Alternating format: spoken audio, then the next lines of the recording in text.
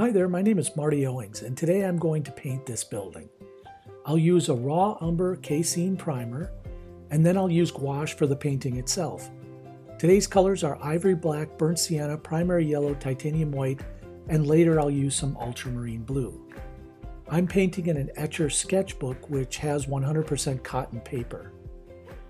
First I'll prime my page with the raw umber casein, and then I'll let it dry. I want the darker primer so I can knock down any of the bright white of the paper background. Now I'm going to just mix some yellow ochre here and sort of drag it across the paper with this flat brush.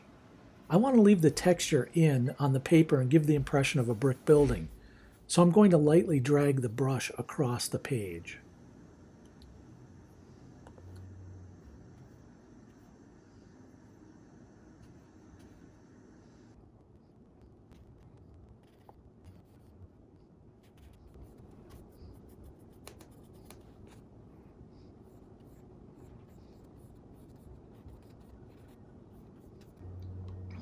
Now I'll just block in the windows using an ultramarine burnt sienna and a tiny bit of black. I just want to create a dark color here, but not flat black. I don't want to flatten it. So I don't want this too flat, but maybe my mix isn't quite right. I'll have to go back and clean that up at some point. The roof on this building is also tiled, and I'll use a burnt sienna for that in a minute, but I also noticed that it was looking a little bit disproportionate here, so I needed to clean it up with some yellow ochre, go in and paint over a little of what I've already painted because the windows weren't quite lining up, and I had painted over my pencil marks. I learned a long time ago to use very light pencil marks, but when you already have a dark background in, it can be difficult to see those. Next time I'll use a lighter, probably a lighter pencil, maybe a Prismacolor white or something like that. That's the burnt sienna of the roof, which is tiled and has kind of that exact color. So it was perfect for that piece. And now I'm sketching a little bit more as I've lightened the paper. And here I'm going to add yellow ochre again to clean up my spacing on these windows, but also because this is the area that will be in light later on in the drawing. And some people will probably rightfully say, well, you should have painted the whole thing this color and then covered it in shadow. And that's probably right, but this was my approach. And now here I'm probably adding details too soon in this painting, and you'll see my mistake in a minute. I was able to recover a bit, and I learned a good lesson, but again, adding too much detail too soon can really spoil a drawing.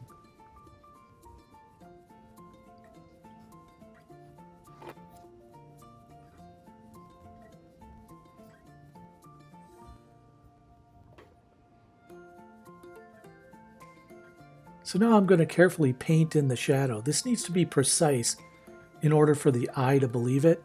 We see shadow and light very well, even if we aren't consciously thinking about it. So I'm going to be careful about these shadows. And you can see that white that I painted in earlier was not completely dry, so it dragged some across in the shaded areas. By the way, this is a derelict building at the old Fort Snelling near my home in St. Paul, Minnesota. It used to house a cavalry troop when it was still active until after World War II. The Army left when the base was finally decommissioned. It served as a fort between the 1820s and 1846. At one time, it served as home to the African-American 25th Infantry Regiment, better known as the Buffalo Soldiers. I'm still learning gouache painting. I always seem to be in a hurry to get to the details, but I'm learning to temper that eagerness because moving too fast almost always spoils the end result. I've been spending a lot of time watching James Gurney paint. He has an awesome channel here on YouTube and is the author and illustrator of Dinotopia. He's a master with any paint and understands light, shadow, and values in painting much better than I do, so I'm trying to learn from him. I'll drop a link to his channel here in the description below in case you haven't discovered him yet. There's some people in this scene, and I think they actually make this composition better than if they had been just left out. So I'm gonna paint them a little bit here, and you can see sort of the shadows and contours here at play and the light at play. And I didn't do a perfect job here, but ultimately I was pretty satisfied with these figures in the painting. I think overall that was a good addition just to add them in. I'm happy with some aspects of this painting and not with others. One thing is for sure though, I'm learning and that's what makes sort of every stroke mean something. You can see here I caught a little bit of this incongruity in the shadow on his pants, and I'll go back and add some light as well to her dress here. You can see his pant leg on the bottom still doesn't have enough light hitting it. So I'll go back, and there's a small amount of light on that post and some of the detail on the steps. Most of this detail could have waited till longer in the process, and that's kind of what I'm learning is you have to be patient with any medium, but in particular medium that you're new with. And I'm still learning gouache, as I said. Here's some detail that I'll add in with an ink pen.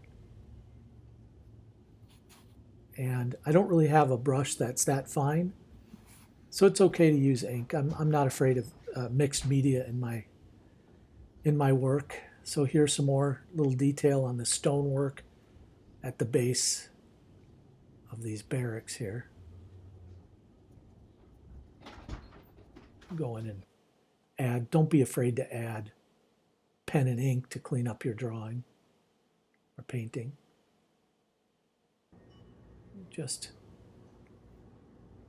didn't feel like that light up there was right. I wanted to diffuse it a little bit and undo a hard edge, but unfortunately that was another area I wasn't entirely happy with in the painting. You can see here the back of his pant leg, the guy, the walker, still isn't quite right, but in my final painting I did correct that. Like I said, overall, some things I like about it, some things I don't. Here are some other gouache paintings I've been doing lately. And although any one of these could have been an okay tutorial, I did a little panoramic here of a mountain scene, I felt like the building I did at Fort Snelling was probably the best example of some of the mistakes and some of the positives I took away from the painting. I post most of my drawings and paintings over on Instagram, but if you're ever interested, head over to owingsart.com. That's my blog or website. And if you scroll down on the page on the right-hand side there, click that little follow button.